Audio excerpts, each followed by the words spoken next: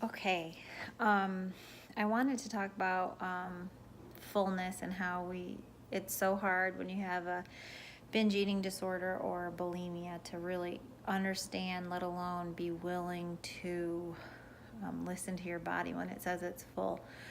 It, for me, it's not a stopping mechanism at all. I know what it is technically, but not something that I can say, oh, I'm full. I think I'm done now. That's just not the way my brain works. Um, and I really wanted to delve into that a little bit, but I had an experience today that I wanted to share with you and see how you felt about it, if this is something that you struggle with or it's something that you can relate to. I just wanted to remind everybody that I have bulimia. I have for 20 years, and it has controlled my life. Um, so recently, I've learned to kind of personify the eating disorder. It helps to separate my thoughts from this. Um, I don't. I don't know the politically correct term, mental illness or disordered, whatever. It helps it separate from who I know I don't want to be. So we named him Ed. Ed, eating disorder. So the title of my little blurb today is called Screaming Ed. Today we got home from church, and we usually just kind of grab whatever food we want to grab, and it's easy and I don't have to think. But Damon wanted to cook hamburgers, and in my head, Ed is screaming, "It is 1:15. You absolutely deserve to eat right now. Why would you possibly want to wait for hamburgers? You want to put food in your mouth right now." I was hungry, absolutely, but I was not super hungry. I was not like low blood sugar. I was not stomach growling, hunger pains.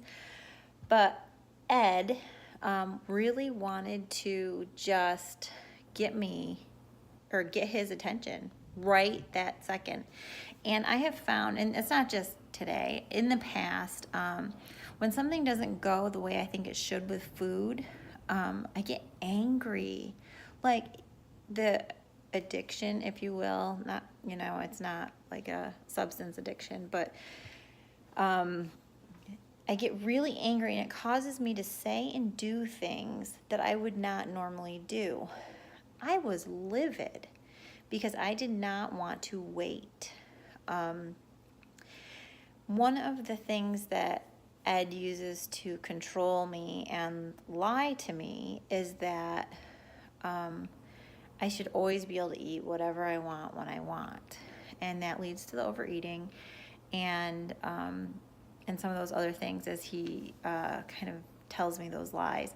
And so I just, it was so impractical. It was going to be like 20 minutes for hamburgers. And I saw myself. It's like I took a step outside of myself. And I'm just like, why am I so angry that I have to wait 20 minutes for hamburgers and eat with my family?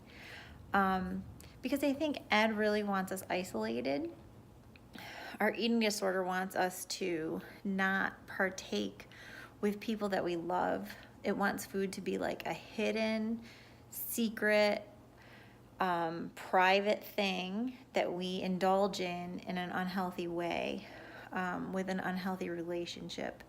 And it can, like, if my husband, who I love, he really doesn't ever say a cross word to me. A healthy, ordered mind would be able to say, oh yeah, okay, let's do hamburgers. That's fine. We'll do it in a few minutes. Not a big deal. But a disordered mind gets very angry. And I've even yelled at him in the past because he tries so hard to protect me, and I'm thankful for his support and that he's on my team. He will say things, and not in bossy or anything like that way, but he'll say something like, I think you should be done for tonight.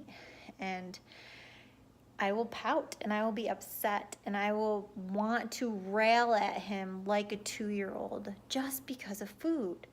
And so I want you guys to know that as I'm going through this and I'm saying these things out loud, it's so that maybe someone out there deals with it. That you find these irrational reactions coming up out of your gut, that when it has to do with food, or someone taking food away, or someone telling you you shouldn't have food, or even yourself telling you. So I don't know how many of these videos you guys are going to watch, but it really doesn't matter to me, in that I know there are some of you to whom this speaks. And if I can encourage you in any way to try to start to seek recovery from an eating disorder, that's all I'm going for. I didn't know the power of being in a group or actually specifically talking about eating disorders. I didn't understand that it was so valuable. I've been trying to work through this on my own, for me, with some spiritual tools and with, my husband's support and my friend's support for a long, long time. And it's just not enough. And so this is for those of you, or someone who's going through it, or you just don't understand it. That's what I'm doing this for. So, Screaming Ed, he screams at us.